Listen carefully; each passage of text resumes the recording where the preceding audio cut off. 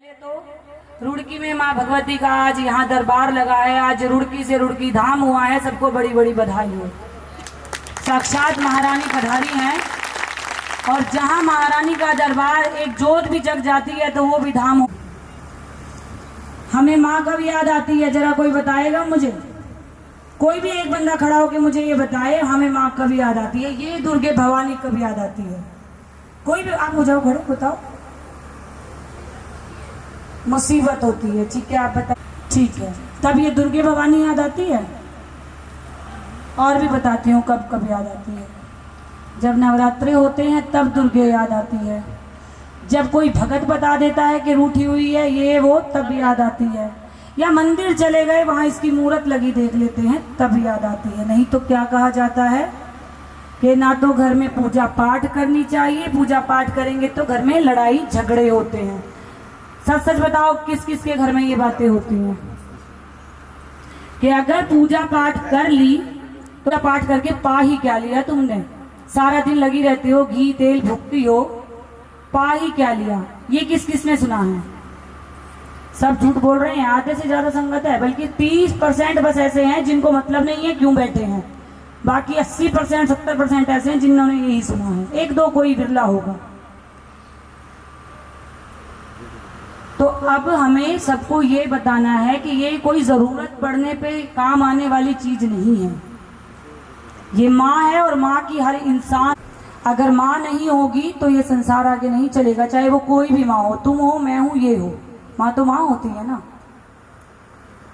और जो कोई तुमसे ये पूछता है ना कि इतनी पूजा पाठ करते हो तुम्हें मिलता ही क्या है, उनसे ये कह देना कि तुम्हारी धन दौलत हमारी पूजा पाठ की बराबरी नहीं कर सकती। क्योंकि हम जो एक टाइम की जोत जला करके सुख और चैन पा लेते हैं ना, इतने करोड़ों धन से भी तुम लोगों को नहीं मिलता। क्यों? क्योंकि जिसके पास ज्यादा धन होता है वो इतनी बीमारियों से ग्रसित होता है, एक मिनट का चैन नहीं होता उसके पास। और वो गरीब जो एक झोपड़ी में एक जोत जगा देता है ना, माँ से ये कह के सो जाता है कि माँ यही था, इसी को स्वीकार कर, बाकी तू जाने तेरा काम जाने। तो गरीब सुखी या अमीर सुखी?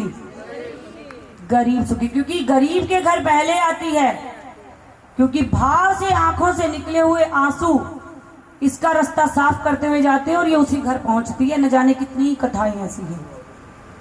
ठीक है, तो हम आज ये संकल्प करेंगे कि माँ भगवती हर घर में पधारेगी, चाहे वो दुर्गे हो चाहे वो काली हो, है एक ही। हमें लोगों के मन से ये भ्रम निकालना है कि काली या कालका पूजी नहीं जाती और दुर्गे को पूजोगे तो ये हो जाएगा वो हो जाएगा। हर घर माँ भगवती बैठेगी और हर घर माँ भगवती की जोत जगेगी और हर घर माई के जगराते होंगे। आज रुड़की धाम में हम सब ये संकल्प लेंगे। बोल कौन कौन मेरे साथ ये संकल्प लेगा? कौन कौन माँ का नाम आगे लेके जाएगा? बोल सच्चे दरबार की। इसके पीछे राज है, बता देती हूँ।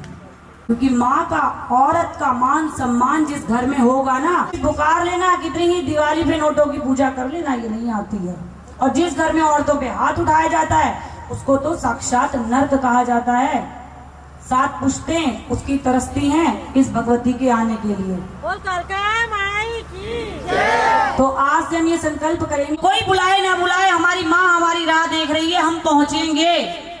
हमें कोई शर्म नहीं है, कोई कहेगा इसे नहीं बुलाया, ये फिर भी आए। अरे हम तेरे लिए नहीं आए, हमारी माँ ने हमें पुकारा है, हम तब आए हैं।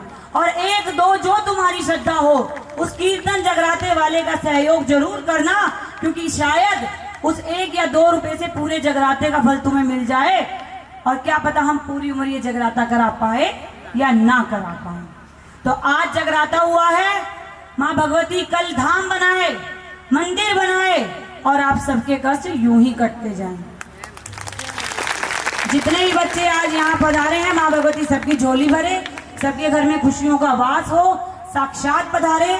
और जिसको उसका ज्ञान नहीं उसको अपना ज्ञान कराए। हर घर कंजका का आशीर्वाद माँ भगवती देने से यूं डरती है, क्योंकि किसी घर में कंजका को पुकारा नहीं जाता। लेकिन ये भी बता दूं, कोई शुभ कार्य किसी भी घर में कंजक के बिना होता भी नहीं।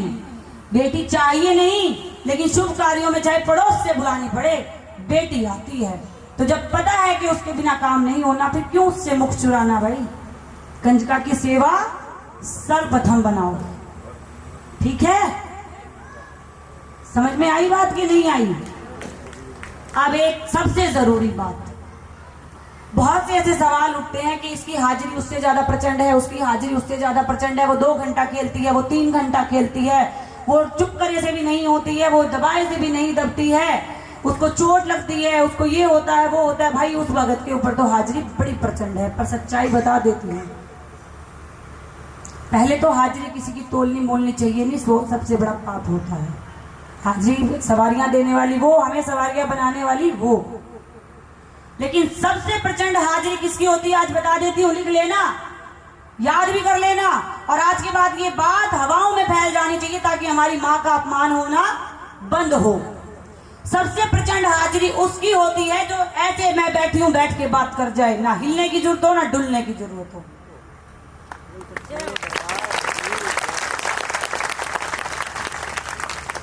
ये सबसे बड़ी मां भगवती की स्थिति होती है कि बात कह जाए तुम्हें पता भी ना लगे। अरे बेवकूफों, जितने लोग यहाँ बैठे हैं किसमें से कितनियों में हाजिरी आई, सिर्फ ये हाजिरी दिखाने के लिए यहाँ आगे आकर के खेल के जा रहे हैं कि गुरु माँ को पता लग जाए। जहां जहां बैठे हो ना, एक एक में बताया माइक किसमें है।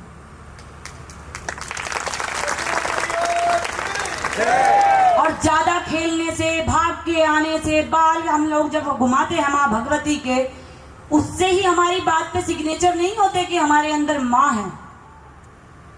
अगर वो एक बार भी आके अपनी छटा दे गई ना, तो समझ जाओ पूरी उम्र के लिए हमें अपना नौकर बना दिया उसने, ना कभी बंदी ना कभी बंध सकती। तो आज के बाद कोई अपनी हाजिरियों का मजाक नहीं बनवाएगा। अगर आप लोग मेरी वीडियोस देखते हो तो शायद ही किसी मंदिर में, 100 में से किसी मंदिर में मेरे ऊपर हाजिरी आती है। क्या मैं लेती नहीं या मेरे को आती नहीं या ये मां नहीं है मेरे साथ?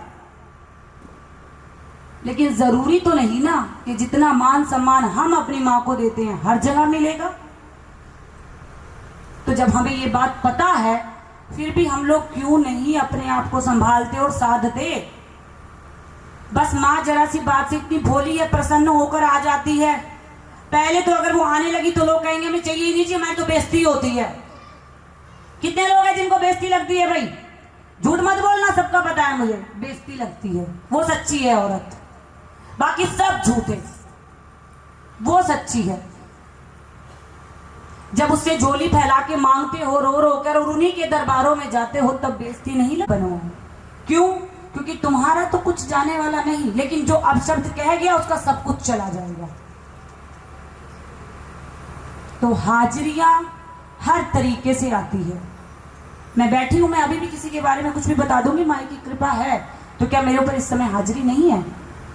तो कोशिश करो अपनी शक्तियों को साधने की, जिनके ऊपर भी भवानी चल रही है, अपनी शक्तियों को साधने की कोशिश करो। दूसरा, जो माँ के या किसी भी शक्ति के भगत है, उनका मान प्यारी, सामने वाला जो मर्जी करता रहे, जाए मरे जो मर्जी करे, काम भी कराओ, 4 बात भी सुना के जाओ। तो ये बात उनके लिए थी जो हाजिरी अभी ये बच्ची लेकर के। तो हम खुद यहाँ से सोच सकते हैं, अपना दिमाग लड़ा सकते हैं। इसीलिए बार बार बोलती हूँ, विश्वास करो, अंधविश्वास मत करो। पूजा पाठ करो जितनी हो सकती है, ज्यादा के चक्कर में पड़ो मत। जय माई की। किसको पता लगा कि हाजिरियों की प्रचंड शक्ति क्या होती है, और सामने वाले को पता भी ना लगे, समझे? तो हम सबको उस लेवल तक पहुंचना है कि नहीं पहुंचना है? हाँ, तो हर हर हर हर हर हर। आ गई बात समझ में? ठीक है। तो अब कोई अपनी हाजिरियों पे शक नहीं करेगा कि मेरी 2 दिन नहीं खेली, 3 दिन नहीं खेली, लगे किसी ने रोक दी भैया, तो रुकती तो या किसी पे भी ना बच्चे।